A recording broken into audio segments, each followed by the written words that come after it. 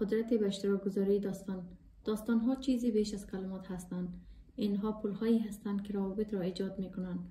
آنها به ما کمک می‌کنند یکدیگر را بهتر درک کنیم، زخم‌ها را التیام دهیم و با هم رشد کنیم. در اینجا به بررسی این موضوع می‌پردازیم که چگونه به اشتراک گذاری داستان‌ها می‌تواند الهام بخش رشد، تقویت ارتباطات و متحد کردن افراد و جوامع باشد. هر یک از ما داستانی را در درون خود حمل می‌کنیم که توسط تجربیات، احساسات و رویاها شکل گرفته است.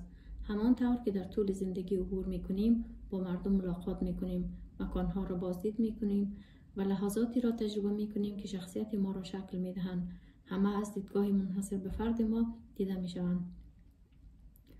ما نیازی به اختراع یا جستجو برای داستان سرایی نداریم، زیرا آنها از قبل در درون ما وجود دارند. ما به عنوان قصه گو کافی هستیم. اشتراک گذاری داستان‌ها به ما این امکان را می‌دهد که شخص قهرمان، معلم و منبع الهام شویم. ما همچنین می‌توانیم جنبه‌های نچندان با شکوه خود را نشان دهیم، شکست‌هایمان را به اشتراک بگذاریم و در مورد تجربیات دشوار صحبت کنیم. ما کامل هستیم با موفقیت‌ها و شکست‌هایمان و مهم است که یاد بگیریم در هر دو جنبه روشن و تاریک تاریخ خود را بپذیریم. داستان‌های منحصر به فرد ما چشم‌های دیگران را به دیدگاه‌های مختلف باز می‌کند و درک آنها از جهان و زندگی را عمیق‌تر می‌کند. در قصه‌گویی خلا وجود ندارد. این یک پارادوکس است. مردم همیشه فعالانه در حال خلق داستان هستند.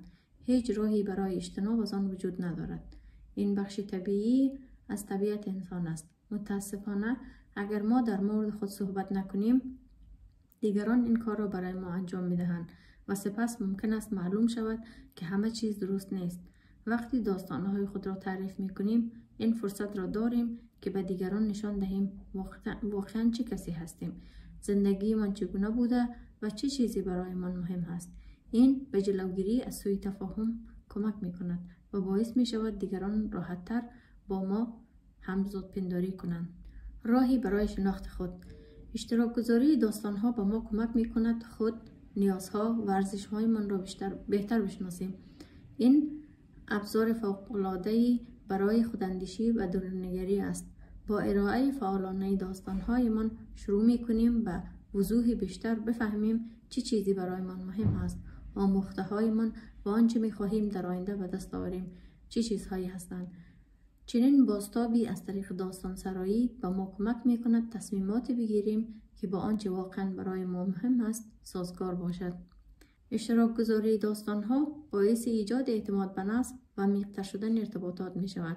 ما با به اشتراک گذاشتن داستان‌ها در یک محیط حمایتی، شجاعت بیان بهتر نیازها، دیدگاه‌ها و مهارت‌های خود را به دست می‌آوریم.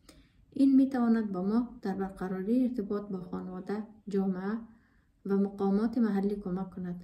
داستان‌ها الهام بخش هستند و آموزش می‌دهند. شنیدن اینکه چگونه دیگران بر مشکلات مشابه غلبه کردند به ما امید و ابزارهای عملی مناسب را می‌دهد. به اشتراک گذاشتن راهبردها و نشان دادن چگونگی غلبه بر موانع زندگی باعث ایجاد انگیزه و تشویق ما در مواقعی که احساس گم شده یا عدم اعتماد به نفس می‌کنیم هستند. اشتراک گذاری داستان‌ها شر را به قدرت تبدیل می‌کند. با گفتن داستان‌های تلاش‌های خود، اولین قدم را برای به دست گرفتن امور و تبدیل درد به قدرت برمی‌داریم. به لطف این امر دیگران می‌توانند با ما همزاد پنداری کنند و احساس همدلی کنند که به کاهش شرم کمک می‌کند. وقتی شجاعت دیگران را از طریق داستان‌هایشان می‌بینیم، انگیزه می‌گیریم تا تجربیات خود را نیز همچنین به اشتراک بگذاریم و حلقه‌ای از حمایت متقابل ایجاد کنیم. بیایید یک زبان مشترک پیدا کنیم. داستان‌های مربوط به تجربیات مشترک می‌توانند افراد را بدون در نظر گرفتن سن، فرهنگ یا زبان دور هم جمع کنند. تمرکز بر چیزی که ما را متحد می‌کند مانند موسیقی، غذای و فعالیت‌های مشترک و مبارزه کردن با پدیده احساس انزوا کمک می‌کند. برجسته کردن این علایق مشترک باعث ایجاد حس نزدیکی و ارتباط می‌شود. فعالیت‌های مربوط به داستانگویی بستری را برای بیان تجربیات و دیدگاه‌های ما برای کسانی که معمولا این فرصت را ندارند فراهم می کند. با تقویت صداهایی که در جامعه ما شنیده نمی شود، از مبارزه با محرومیت حمایت می کنیم و درک متقابل را ایجاد می کنیم. داستان سرایی فعال به شما این امکان را می دهد که روایات خود را بازیابی کنید، با دیگران ارتباط برقرار کنید و به شما احساس قدرت و تعلق می دهد. علاوه بر این، به اشتراک گذاری داستان ها می تواند کلیشه ها را بشکند. با ارائه دیدگاه های متنوع و تجربیات شخصی، پیچیدگی هویت ها و فرهنگ ها را آشکار می کنیم و ثابت می کنیم که افراد را نمی توان به برچسب های ساده تقلیل داد.